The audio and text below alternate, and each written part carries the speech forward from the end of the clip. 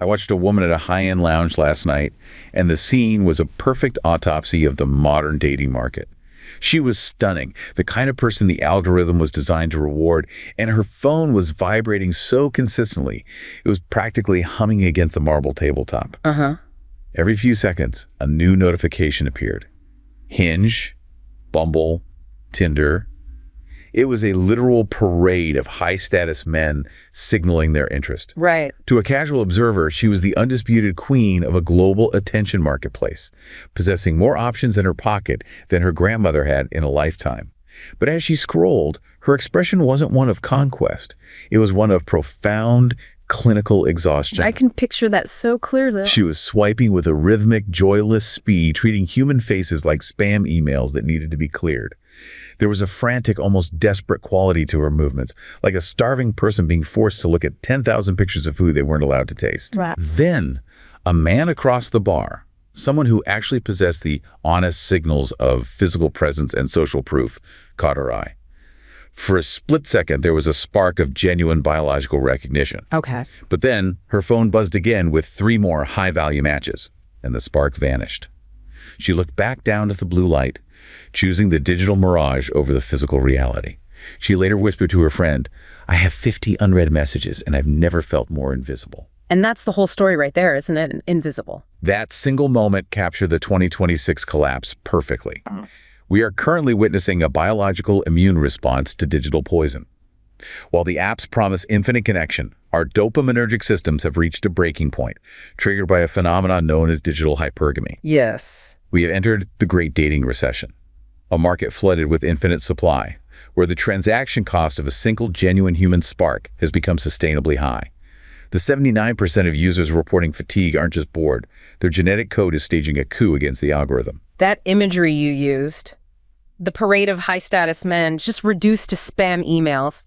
I mean, it's a visceral, almost painful description, but it's the only accurate way to frame the reality of where we are right now. It feels like it is. We aren't looking at a simple cultural shift or, a dip in user engagement. We are looking at a physiological rejection of a failed technology. It felt necessary to open with that scene because, looking at the calendar on the wall, it is January 23, 2026. Right. And if you go out there into the trenches, and I don't mean talking to the PR departments of the dating app, I mean talking to the users, they will tell you the digital dating economy hasn't just slowed down. It has fundamentally collapsed. Completely. So the mission for this deep dive is to perform a rigorous autopsy on that collapse. We aren't here to complain about bad dates or ghosting or, the usual grievances. We need to dig into the machinery of why it broke. Correct. And to do that properly, we have to pull from a stack of sources that don't usually sit on the same desk. We're combining evolutionary psychology papers dissecting mismatch theory. Hardcore economic analyses of signaling and transaction costs, and sociological reports on what everyone is now calling the Great Dating Recession. It is a fascinating mix. I mean, you've got biology on one side saying this isn't natural, and then economics on the other saying this isn't efficient. They're both screaming the same thing, just in different languages. Exactly. So the goal is to understand why our biological instincts are essentially revolting against the algorithms, and how new concepts, things we'll get into, like clear coding and honest signals, are emerging as the only currency of connection that actually holds value anymore. We have to understand why the suffocating feast is happening before we can even begin to understand the exit strategy. So let's get into it. We need to start with the psychology, specifically that evolutionary side, to really understand the sheer scale of the fatigue. Right. I saw a thread online recently about a woman named Elena living in a high-rise in London in 2026. She is the embodiment of what we call evolutionary mismatch. Every night, Elena scrolls through a curated feed of what seems like the world's most elite men architects in Milan, models in New York, surgeons in her own neighborhood. On paper, she has infinite choice. A digital hypergamy that has inflated her expectations to a point the human brain wasn't evolved to handle. Right. The endless feed. But here is the catch. Despite the thousands of likes, she hasn't been on a date in 6 months. I heard her describe it as a suffocating feast. That phrase is perfect. Suffocating feast. Her brain, built for a tribe of 150 people where a good match was a rare and celebrated event, has simply shut down in the face of this infinite low-value stimulation. It just short circuits. She's experiencing that 79% fatigue, not because she's cynical, but because her biology is literally forcing her into a defensive withdrawal. When I read her story, I realized that we aren't bad at dating. We are just biologically incapable of processing a marketplace that never ends. Yes, exactly. It's a systemic dehumanization, where the more options Elena has, the less human each one becomes, until she's left staring at a screen of ghosts, choosing to stay home in a state of biologically enforced celibacy, just to feel safe again. Elena is the perfect case study. She illustrates this core scientific concept we really need to grapple with first. Evolutionary mismatch. It is the fundamental diagnosis of the 2026 collapse. Okay, let's peel that back. We hear evolutionary psychology thrown around a lot, but what does mismatch actually mean in a rigorous scientific sense? At its simplest, evolutionary mismatch occurs when you have physiological or psychological adaptations, traits your body and brain spent thousands and thousands of years perfecting, and now they're operating in an environment that is completely hostile to them. Or at least it differs so meaningfully from where they evolved that they stop working properly. Sort of like trying to run old software on new hardware. That's a great way to put it. Think of your brain as this high-end software, but it was coded for an operating system that existed 50,000 years ago on the savannah. Yeah. Now, you're trying to run that same software on the hardware of a 2026 smartphone inside a high-density city. It doesn't just glitch, it crashes. So the crash is the fatigue. It's the exhaustion that woman in the lounge was feeling, that Elena is feeling. Precisely. The research uses this framework. It's an acronym called Strangely Weird to identify these mismatch characteristics. It's basically a catalog of how modern life differs from ancestral life. And Elena's situation. Elena hits the S and the L really, really hard. Social media and lots of options. Lots of options. That sounds like a good thing, though. I mean, that was the whole promise of the internet, infinite choice. Economics says it's a good thing. Biology says it's an absolute nightmare. Ancestrally, a human being living in a small tribe might encounter, at most, a few dozen potential mates in their entire lifetime. A few dozen, total, over their whole life. Total. That was your pool. So your brain evolved to treat every potential match as a high-stakes, rare opportunity. You had to pay attention, you had to investigate, you couldn't just swipe it away. And now you look at Elena. Now, look at Elena. She encounters thousands of faces in a single hour. This acts as what psychologists call a supernormal stimulus. It's an artificial signal that hijacks an instinct. Like giving a lab rat a lever for a sugar pellet. Exactly. It amplifies the visual input to levels that are just unparalleled in human history. Her brain is seeing more potential mates in 60 minutes than her ancestors saw in 10 generations. It's like giving a caveman a bag of refined sugar. It's exactly like that. It just blows out the circuits. And there's another element of that strangely weird framework that's crucial here: anonymity and relocatability. Meaning you can just disappear. You can just disappear. In a tribe, if you ghosted someone or you treated them like garbage, there were immediate and severe social consequences. You couldn't just vanish. You were tethered to that group for your survival. Well, the apps. The apps allow us to interact with complete strangers who have absolutely no social tether to us, to our friends, to our family. Which removes the cost of bad behavior. Yeah. There's no accountability. Completely. And that fuels this disposable view of people. If the interaction gets slightly awkward, or if a better option appears in your queue a second later, you can detach with zero social cost. And that's the real poison. This is the root of the Great Dating Recession.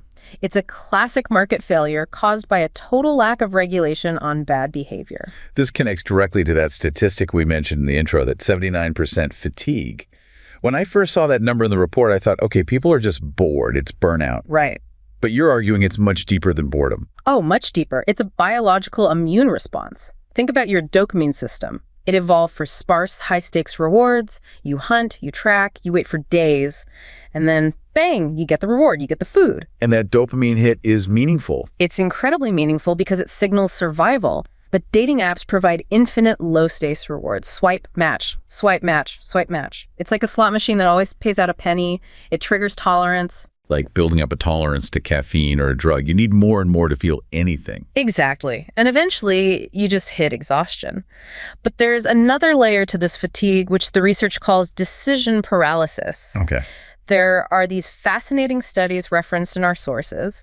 They show that when humans evaluate small sets of options, say 4 dating profiles, they use a strategy called weighted averaging. Okay, explain that. What's weighted averaging? Weighted averaging is, well, it's nuanced, it's human. You look at the whole person, you think, well, he likes jazz, which I don't love, but he has a kind smile and his bio says he loves dogs. You weigh the pros and the cons. It takes cognitive energy. Right, it's a deliberate, thoughtful process. But when you give that same person 64 profiles or 600, the brain cannot sustain that cognitive load. It's impossible.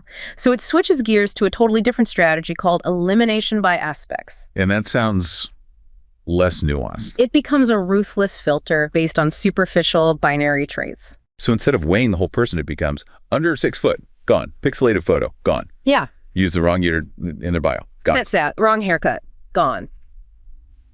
It's brutally efficient for processing data, but it's absolutely terrible for finding a human partner. And the result, ironically, is that you're less happy with your choice. That's the choice overload paradox. The satisfaction with the final choice plummets as the number of options increases. Elena isn't happy with her thousands of matches because she didn't choose any of them through a meaningful process. She filtered them like she was shopping for a toaster on Amazon. This leads us to that term digital hypergamy. Now, we hear this thrown around a lot in the manosphere or online debates, and often in a very toxic political way. Right. But in the context of this deep dive and looking at the 2026 data, how are we defining it? We have to strip away the politics and just look at the market mechanics. It's an economic term, really. Digital hypergamy in this context refers to a specific market distortion. The algorithm places every single user in a single global marketplace. Right. So you're not comparing the guy at the local bar to the other guys in your town anymore. No. You're comparing him to a model in Milan you saw on your feed 5 seconds ago. Exactly. And that creates what the sources call perceptual status inflation. An average woman might have an inbox that reflects, functionally, infinite demand, hundreds of likes, dozens of messages. So her brain registers that as, I am incredibly high status. It creates a delusion of high status. But, and this is the absolute crucial part, that online demand doesn't translate to offline reality. It's what the source described as a digital mirage. And that disconnect must be psychologically devastating. You feel like a queen online, but you're sitting alone on your couch on a Friday night. That is the biologically enforced celibacy we talked about.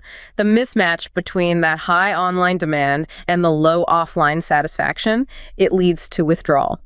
The mate selection module in the brain just locks up. It basically says, none of these real people match the digital ghosts I've been seeing, so I choose no one. And meanwhile, the people on the other side of the screen, the ones being swiped on. They become products, they become spam emails to be deleted. The gamification, the swipes, the streaks, the little dopamine hits, it all erodes patience. It trains us, neurologically, to treat human beings as disposable inventory. Which brings us to the other side of this equation. We've looked at the psychological toll on the chooser, on Elena.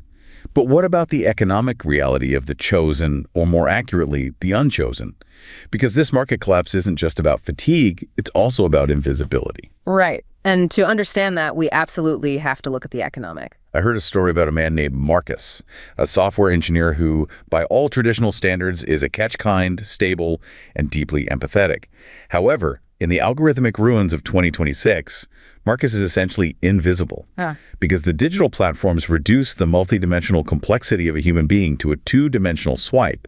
The roughly 80% of his value that comes from his voice, his scent, and his presence is computationally erased. It just doesn't compute. It's not data. Exactly. Marcus spent years trying to optimize his profile, but he found himself trapped in a cycle of what the data calls information asymmetry. The apps didn't want him to find a partner. They wanted him to stay engaged. Right. Keep swiping, keep paying. Eventually, Marcus stopped swiping. He described it as reclaiming his sovereignty. He started attending local woodworking classes in community garden spaces where his honest signaling couldn't be filtered out by an AI. I love that. Reclaiming his sovereignty. Now, some might look at Marcus's frustration through a harsh political lens, focusing on the sexual marketplace dynamics. But when I look at his journey, I see something more fundamental. Me too. I see a man refusing to be a data point in a failing market. His decision to go offline isn't an act of bitterness. It's a strategic move toward efficiency and self-respect in an era where digital dating has become an unsustainable transaction. Marcus represents a huge, and I mean huge, demographic in this 2026 landscape. And his situation highlights a massive discrepancy in user behavior that creates a feedback loop from hell. What does the data say about that loop? Let's get into the numbers. The research is pretty consistent on this. It indicates that men send about 80% of the first messages on these platforms. 80%. 80! That is incredibly lopsided. It is, and it creates a diverging set of optimization strategies. This is pure game theory. Men, facing incredibly low response rates, optimize for maximum attempts. The shotgun approach. It's the only rational move. Swipe right on everyone, message everyone, hope something sticks. Which, from the woman's perspective, just looks like a wall of spam. An endless fire hose of hey. Exactly. So what do women do? They optimize for maximum filtering. They retreat into defensive silence because the volume is completely overwhelming. It's a defense mechanism. It is. And interestingly, the data indicates that women's profiles actually become linguistically more self-centered in these high-demand digital environments. Really, like me. What? More demands, more lists of what they don't want. Yes, but not necessarily because of narcissism. That's the easy, cynical take. The source material suggests it's a coping mechanism. When you are bombarded with surplus attention, you put up walls. You state demands. You try to filter the noise. But the tragedy for guys like Marcus is that the digital filters, the height, the job title, the photo quality, they strip away the invisible 80% of what makes a man a viable partner. Correct. The woodworking class, the kindness, the way he holds the conversation, none of that is filterable data. You can't put that in a search bar. Not at all. The algorithm creates this underclass of invisible men who would be perfectly successful in a three-dimensional space, but serve as algorithmic fodder in a two-dimensional one. But we also have to talk about the backdrop of all this. Yeah. We're talking about 2026. This isn't just about apps being annoying. The economic context has shifted so drastically. The sources keep referring to this period as the dystopian years. We can't ignore the macroeconomics. It's impossible. By 2026, AI has displaced a significant amount of white-collar work. We're seeing a level of economic precarity that changes the entire calculus of dating. So dating becomes a luxury good, something you can only afford if everything else is stable. Essentially, yes. This is what we're calling financial triage. Dating requires capital. Not just money for drinks, dinners, transportation, but also emotional energy. Which is in very short supply. Exactly. In a recession environment or an AI displacement environment, people, and the sources say especially women, are asking a brutal investment question. That question is, do I invest my limited time and energy in dating, which risks emotional labor and potential financial devastation if the guy's unstable?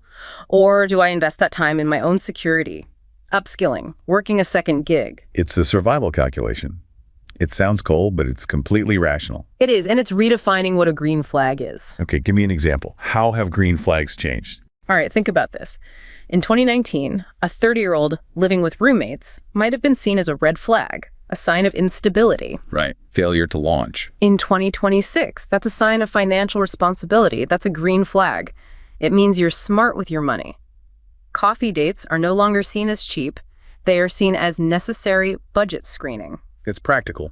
It's almost unromantic, but practical. It's the dual survival partnership model. Relationships are being stress tested before they even begin. If a potential partner cannot provide stability, if they are liable to lose their job to an AI agent next week, the relationship itself becomes a liability. That is a cold, hard reality. But there's another layer of coldness here, and that's the issue of trust. The source material mentions information asymmetry and the lemon market problem. I remember this from Economics 101 regarding used cars, but how does it apply to dating? This is a classic economic concept developed by George Ekerlof. A lemon market is one where the buyer can't distinguish between a high-quality product, a good car, and a defective one, a lemon, until after they've bought it. So you don't know what you're getting. You don't know. In dating, it means you can't verify if a profile is real, honest, or high value until you've already invested time, emotional energy, maybe even money to meet them. And in 2026, with AI, that problem must be on steroids. It's infinitely worse. Photos can be AI-enhanced or completely generated. Midjourney, FaceApp, you might be swiping right on a person who doesn't even exist. And the bios. Bios can be written by large language models to sound perfectly witty, charming, and empathetic. The machine can craft a better bio than the average person. So the primary question, the first hurdle, shifts from, are we compatible, to, are you even real? Precisely. And this toxic environment breeds the validation miners we talked about earlier. There are people on these platforms who aren't there to transact. They aren't there to meet up. They're there to extract emotional capital. That's the perfect term for it. They want the dopamine hit of being desired, of getting matches and messages, but they never have any intention of paying the cost of actually meeting up. And the apps, the platforms themselves? They do a lot of this. Right, more engagement. They profit from it. This is the fundamental unresolvable conflict. The business model is to monetize loneliness. They're designed for engagement, for you to stay on the app, not for a successful exit. Right. As one source put it, they are the Uber Eats of relationships, but they never actually deliver the food. They just keep showing you an infinite menu. Which is why people are starting to revolt. They are looking for a way out of the menu and into the kitchen, if you will. That's where the rebellion starts. That's where people are taking back control. Imagine a small cafe in a busy suburb where a new social experiment is taking place. Clear coding mixers. I saw a video of one of these events where a young woman named Chloe walked in wearing a small green pin that explicitly stated her intentions: long-term partnership, no casual dating. I've heard about these. It's fascinating. Beside her, a man named Julian wore a similar badge. In the digital world of 2026, where intentional ambiguity is used as a tool to keep users scrolling, this level of transparency feels almost radical. It really does. It's a rejection of the entire game. They're part of the market correction, moving away from the ruins of the apps.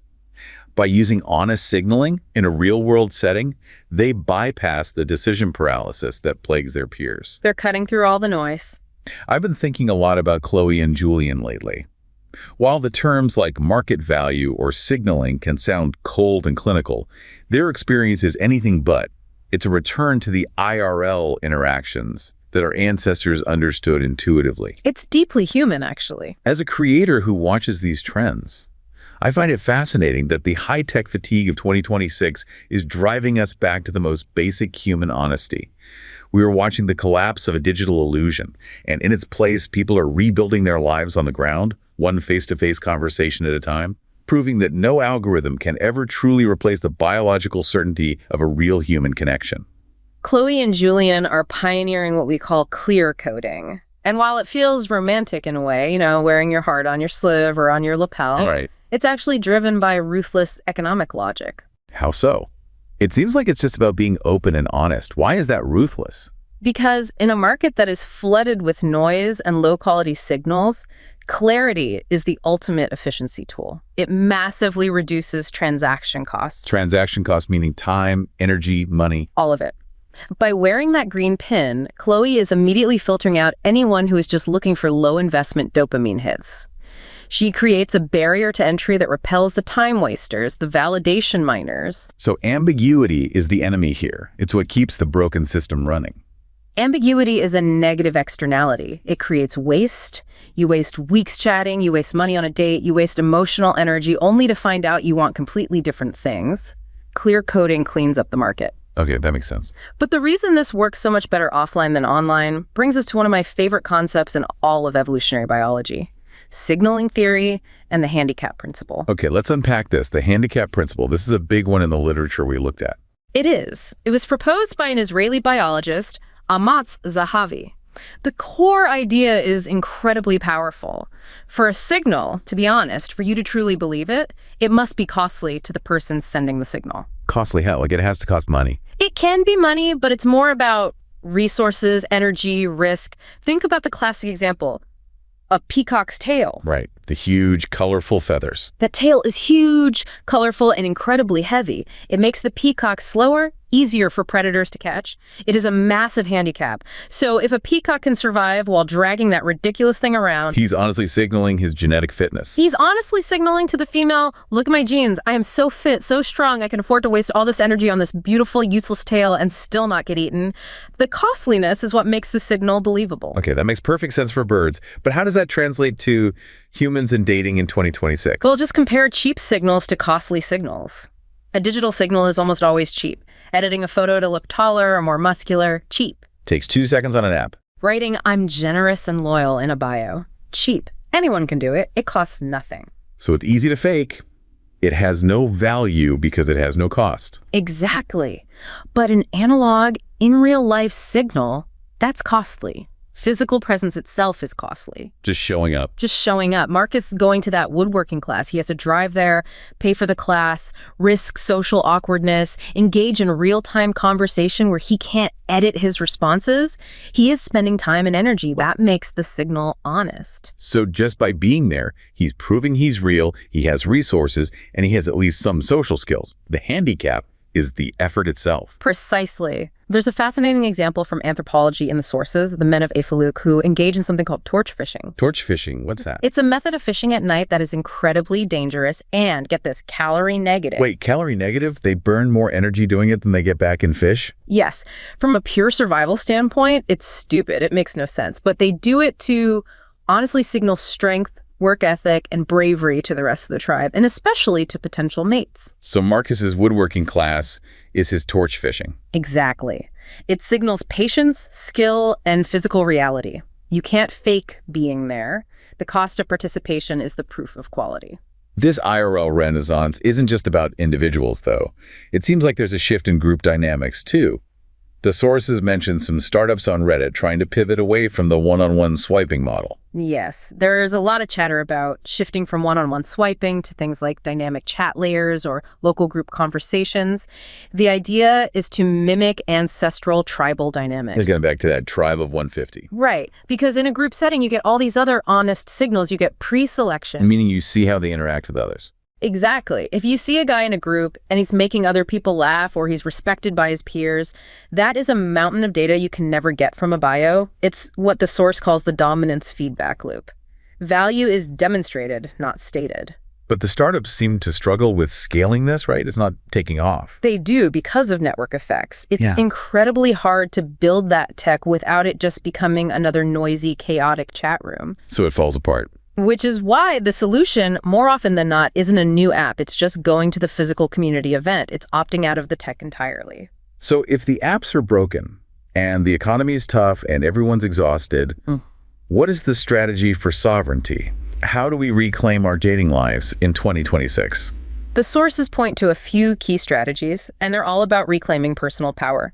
First is pharmacological discipline. Sounds intense. What does that mean? It means you have to detox from the dopamine drip. You have to consciously recognize the app is a slot machine and refuse to be a swipe monkey. Step away from the slot machine. Get your brain chemistry back to baseline. Second is what's called winner effect physiology. Instead of spending hours optimizing your profile, optimize your organism. Meaning, go to the gym. It can be the gym, but it's broader. Invest energy in real-world skills, competence, strength. These things literally change your pheromonal output, your posture, your vocal tonality, your confidence. They're honest signals you carry with you. And if you do have to use an app, because let's be honest, some people still will, it's hard to quit completely. Then you use visual hacking, or what the sources call biosemiotics. Don't just post a pretty selfie from a good angle. Your photos should broadcast environmental mastery. Show yourself interacting with the world, doing difficult things, leading a group. Basically, prove you can torch fish. Prove you can torch fish.